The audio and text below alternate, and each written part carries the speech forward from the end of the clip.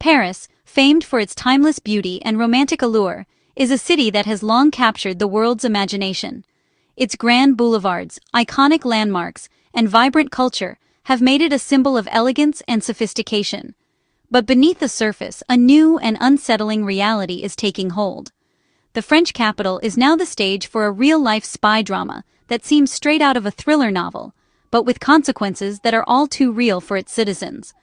On November 25, 2025, after months of painstaking surveillance and covert investigation, French authorities arrested 3 individuals suspected of being Russian spies. The suspects were apprehended in a coordinated operation that spanned several neighborhoods, sending shockwaves through the city. The operation, meticulously led by the DGSI, France's domestic intelligence agency, underscores the growing anxiety over Russian interference not just in France, but across Western democracies. Intelligence officials warn that such threats are becoming more sophisticated and harder to detect. These arrests serve as a stark reminder that the shadow war between Russia and Europe is no longer confined to distant battlefields or diplomatic backchannels. Instead, it is unfolding in the very heart of European capitals, affecting the daily lives of ordinary citizens and challenging the stability of the continent. The suspects now face serious charges, accused of undermining French national security and orchestrating campaigns to spread pro-Kremlin propaganda. Authorities allege that their activities were designed to sow discord, manipulate public opinion, and weaken France's democratic institutions from within. As the case moves to court, it forces France and its allies to confront a sobering truth. Espionage is not a relic of the past, but a present and growing threat. The legal proceedings will be closely watched, both at home and abroad, as governments grapple with how best to defend against covert operations. The story now unfolding in Paris is more than just a headline. It is a wake-up call for all of Europe. Citizens are left questioning how safe their cities truly are and what steps must be taken to protect their freedoms.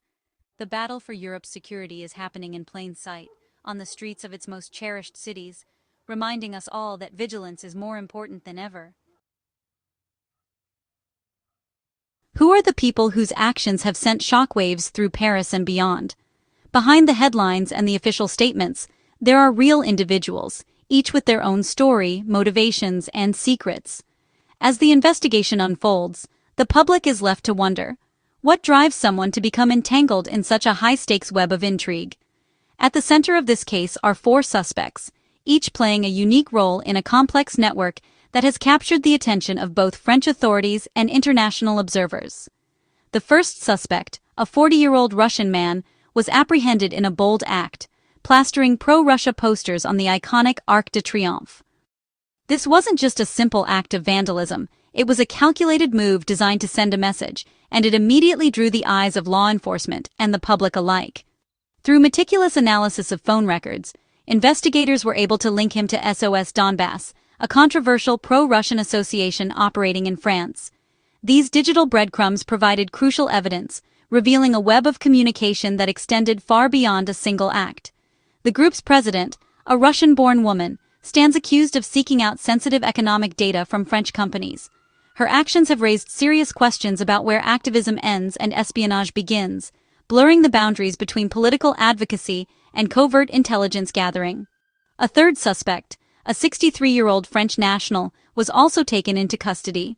His involvement suggests that the network's influence was not limited to foreign nationals, but had managed to reach deep into French society itself, recruiting locals to further its aims. Meanwhile, a fourth individual, though not currently detained, remains under strict judicial supervision.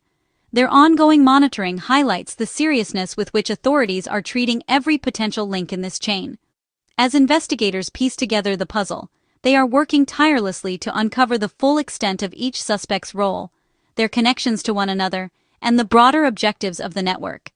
This diverse group of suspects, spanning different ages, backgrounds, and nationalities, demonstrates just how easily espionage networks can embed themselves within the fabric of everyday life, often hiding in plain sight among ordinary citizens. SOS Donbass claims to be a humanitarian group aiding civilians in war-torn eastern Ukraine, but French authorities suspect it's a front for Russian intelligence, using charity as cover for influence campaigns and espionage. The president's alleged attempts to gather economic intelligence from French executives raise major red flags. This dual-purpose strategy, aid on the surface, covert operations beneath, exploits the trust placed in NGOs. The case highlights the need for stricter vetting of organizations operating in conflict zones or with ties to authoritarian regimes.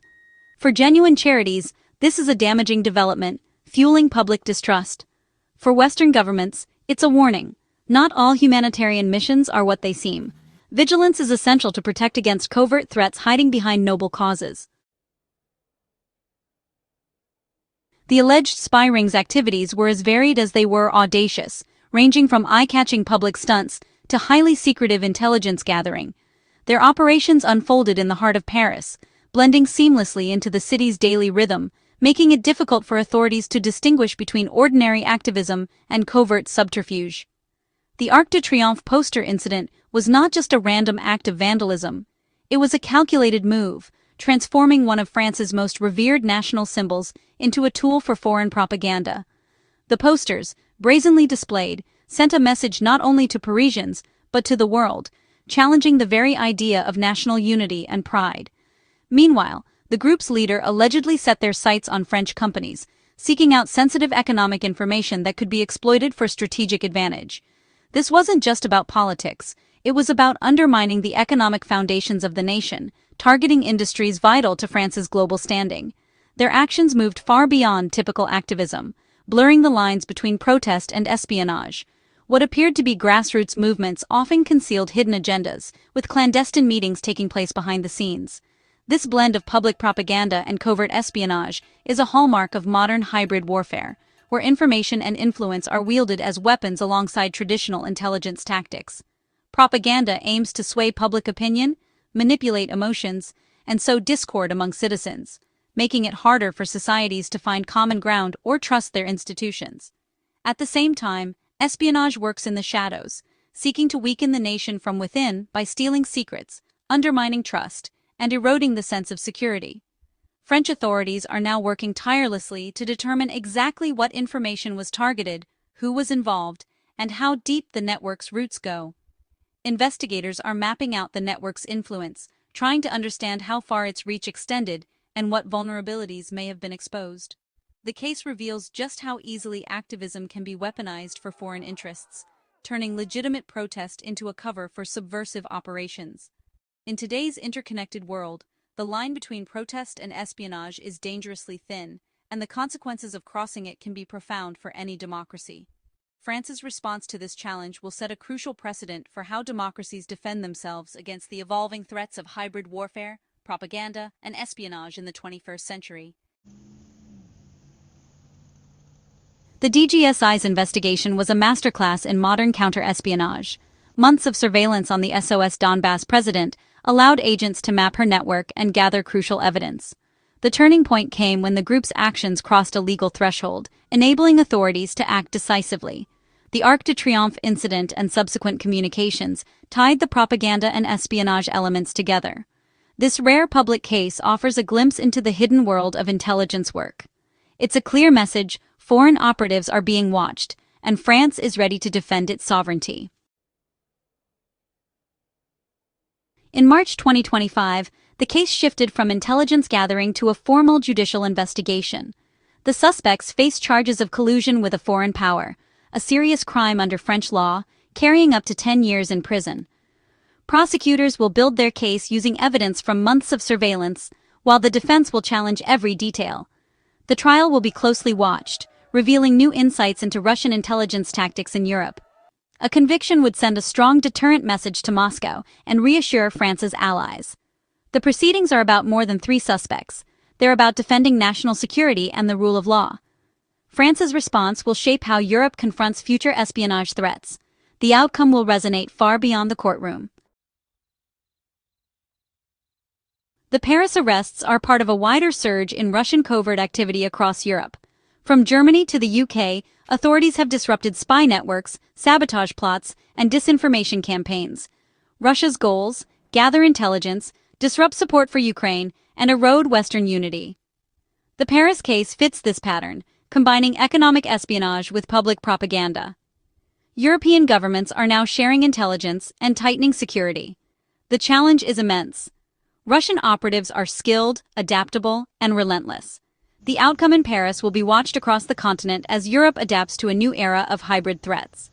This is not just France's fight, it's a European security issue. The legal battle ahead will have consequences far beyond the courtroom. If convicted, the suspects face long prison terms, a clear warning to foreign operatives. An acquittal, however, could embolden Moscow and strain diplomatic ties. France and Russia are already at odds over Ukraine. This case will only deepen the rift. Expect diplomatic protests, denials, and possible expulsions of diplomats. The case also forces France and its allies to rethink how they monitor foreign-linked organizations and protect against hybrid threats. For the public, the incident makes the threat of espionage feel immediate and real. The challenge: defend democracy without undermining the openness that defines it. Europe must be vigilant, but not paranoid, as it navigates this new security landscape. The Paris arrests have exposed a hidden war fought with spies, propaganda, and influence, not tanks. The SOS Donbass case shows how humanitarian language and national symbols can be weaponized for foreign agendas. The DGSI's patient work is a reminder that many threats remain in the shadows, demanding constant vigilance. Russia's campaign targets not just Ukraine, but the political and social fabric of Europe itself. Defending against these threats requires strong intelligence, resilient institutions, and public awareness. The Paris case is more than a legal drama. It's a symbol of the struggle between open societies and authoritarian powers. The lessons learned here will shape Europe's response to the unseen war for years to come.